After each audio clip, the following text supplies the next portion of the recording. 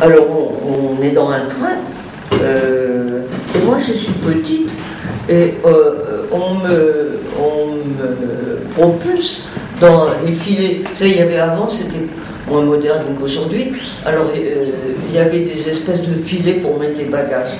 Alors c'était tendu d'un côté et de l'autre, ça tenait, c'était solide, hein, parce que les bagages c'est lourd.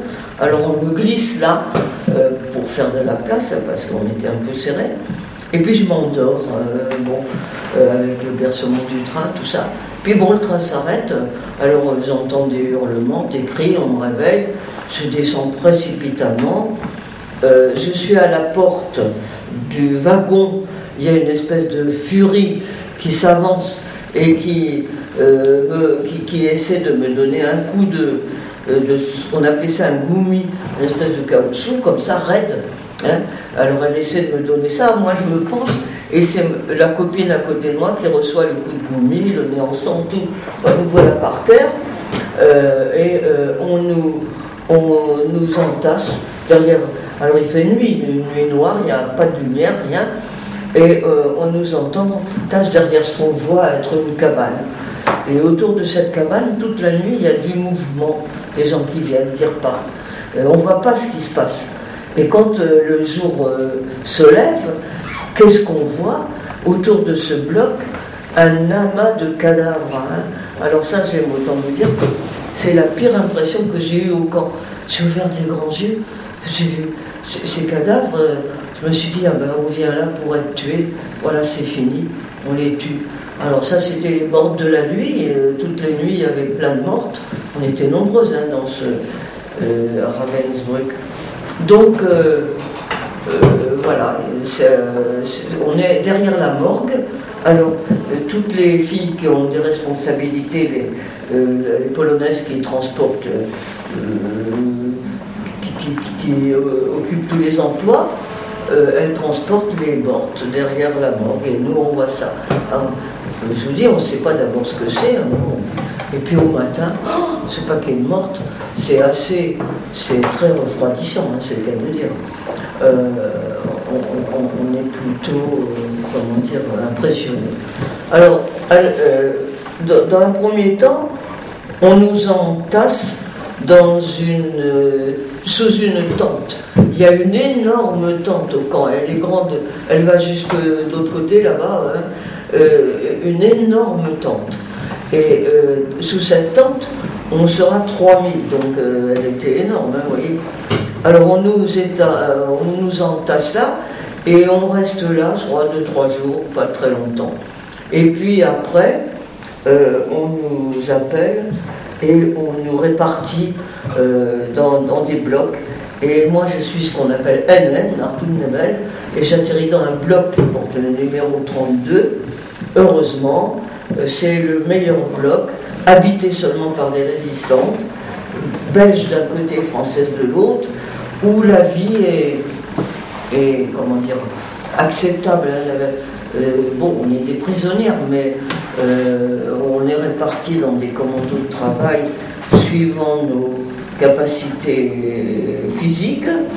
Les plus fatigués sont mis dans un commando qu'on appelle les tricoteuses, c'est-à-dire des bonnes femmes qui cousent, qui décousent, qui tricotent, qui font des travaux manuels comme ça pour les SS.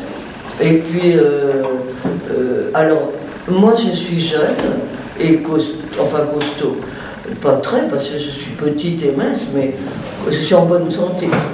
Donc je suis expédiée au jardinage. Mais c'est l'hiver, à Cottbus, à Ravensbrück, il ne fait pas chaud. Hein. Donc il y a le sol est gelé comme ça, on ne peut pas enfoncer une pelle dans le sol, c'est pas possible.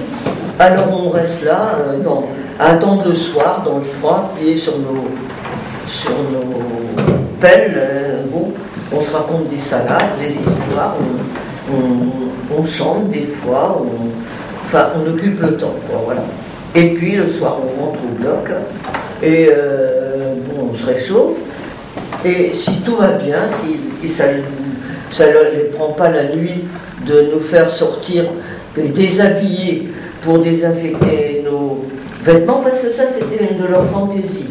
Ils nous sortent du bloc, il fait -10 dehors, et on se déshabille, et ils emmènent nos vêtements pour les désinfecter.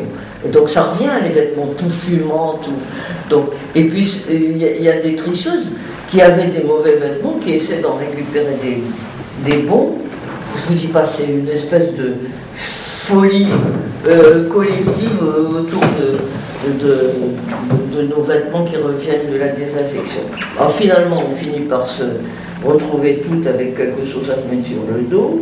Et puis la vie continue, bon, on retourne dans nos blocs, et le lendemain ça recommence. Voilà. Dans le bloc 32, il y avait une Allemande qui était... Il y avait tout le temps le bloc, ils étaient divisés en deux. Le bloc à droite, le bloc à gauche. Alors nous, on en occupait un côté et les Belges de l'autre. Mais on parlait tous le français. Les Belges parlaient parfois le wallon, mais elles parlaient aussi français. Donc on était un groupe francophone, hein, donc on était un peu protégés dans le camp. Comment dire protégés? Oui, parce qu'il n'y avait pas de droit commun dans notre groupe. Les droits communs, c'était la plaie, hein, parce qu'elles continuaient d'être des droits communs, même au camp. Elles volaient, elles étaient insupportables, elles nous faisaient une vie de chien, tandis que, bon, les politiques, non. Même si c'était des femmes du peuple, qui n'avaient pas beaucoup de culture, bon, elles étaient quand même, elles savaient pourquoi elles étaient là, il y avait entre nous un lien fort, hein, d'antifascisme, tandis que les droits communs, qui étaient, il faut hélas le reconnaître, avec désolation, presque toute polonaise, c'était moins facile. C'était la bagarre. Ravensbrück, on s'est trouvé par hasard dans le même secteur de travail, ou plutôt de pas travail, parce qu'on faisait partie de celles qui s'arrangeaient toujours pour travailler le moins possible. Il y avait une telle organisation que c'était possible de s'échapper. D'abord, on était des milliers, hein, donc pour contrôler tout ça, c'était du boulot. Ils utilisaient les polonaises, qui étaient des bêtes féroces, les capots, on les appelait. Donc, on se battait davantage contre les capots polonaises que contre les SS qu'on voyait pratiquement pas souvent. Donc, dans les blocs, on habitait le bloc le plus noble, c'était celui des résistantes françaises et belges qui portait le numéro 32, le bloc 32. Et dans ce bloc 32, c'était toutes des... moi j'étais une petite gamine, mais il y avait des femmes de valeur, des femmes du musée de l'homme, des femmes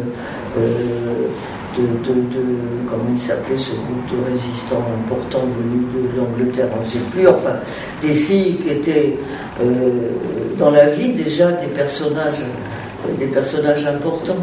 Je remarquais qu'il y en avait qui n'avaient pas tout ça contenu quand même, mais elles avaient autre chose. Elles se racontaient des recettes de cuisine, des fêtes de famille. Il fallait toujours un élément de comment je peux appeler ça, de plaisir, de bonheur, un souvenir agréable. Donc elle racontait la première communion du gamin, ou le mariage de leur fille aînée, alors ça se terminait tout le temps par des récits de bouffe, hein. Tout se terminait tout le temps par un récit de c'est fou ce qu'on a mangé en imagination. Si on avait avalé tout ça, on aurait eu des sacrées indigestions. J'avais un petit carnet jaune. J'avais trouvé un petit carnet jaune, je ne sais plus trop où, en fouillant, en allant déblayer les wagons. Vous savez, on vidait les wagons, qu'on mettait tout ce qui volait à droite à gauche dans des halls. Et un jour, j'ai trouvé un petit carnet jaune, que j'ai toujours d'ailleurs. Et puis, ça c'est vrai, je devrais l'amener dans des trucs comme ça. Enfin, ça ne sert pas à grand chose, c'est un beau petit carnet, un peu esquinté maintenant, hein, bien sûr. Et puis j'ai trouvé aussi un crayon. Alors, sur mon petit carnet, j'écrivais plein de choses, heureusement, parce que je les aurais oubliées. J'écrivais mes poèmes, Heureusement aussi, parce que je les aurais aussi oubliés. Et puis, j'écrivais tout ce qui me passait par la tête, ce qui fait que quand je suis revenue, ça m'a aidé dans mon livre aussi, ça, parce que moi, il y a des choses que j'avais oubliées, que j'ai retrouvées là-dedans. Alors, il y a un appel, il y en a deux. Il y a l'appel général, alors qui commence à 3h du matin, quand on est puni, et à 4h généralement. Et alors donc l'appel, jamais retrouve le compte. Hein, il y avait des filles qui ne savaient pas compter. Alors ça dure, hein, un temps pas possible. Et puis finalement, ils ont retrouvé, ils n'ont pas retrouvé, mais bon, l'appel général est fini. Alors il y a ce qu'on appelle l'appel du travail. Alors là, on se retrouve par commando. Et comme moi, je vous l'ai dit, je suis une tricheuse, je ne veux pas bosser. Donc je me planque derrière, avec une copine qui est morte il n'y a pas très longtemps. Et toutes les deux, on se cache. Alors, vous savez, on a des lits avec comment on appelle ça, des sommets, c'est du bois, hein, des lattes de bois comme ça. Bon. Et puis dessus, il y a un matelas. Alors, nous, on a enlevé les lattes, pas toutes, mais un certain nombre de lattes, et on a fait des espaces à une petite poignée de filles, on est les 5-6 à faire ça. Et on va se cacher sous les matelas. Alors c'est toute une gymnastique, hein, parce que, et surtout moi qui suis petite, j'arrive pas à joindre les deux bouts, c'est vraiment très difficile. Les pieds ici et la tête là, il faut rester là un bon moment, en attendant que se termine l'appel du travail, pour éviter d'aller bosser. Et alors des fois on se fait coincer, donc on se retrouve avec les travailleuses, puis des fois ça marche. Alors quand ça marche, mais ça marchait souvent, on se retrouve dans notre bloc, et on passe la journée à côté du poêle s'il y en a un, ou bien à se réciter des poèmes, ou bien à occuper le temps, ou à dormir si on peut se coincer dans un petit coin, et puis dormir un peu. Enfin, finalement, on passe notre temps à tricher. Et on arrive très bien à les comment dire, posséder.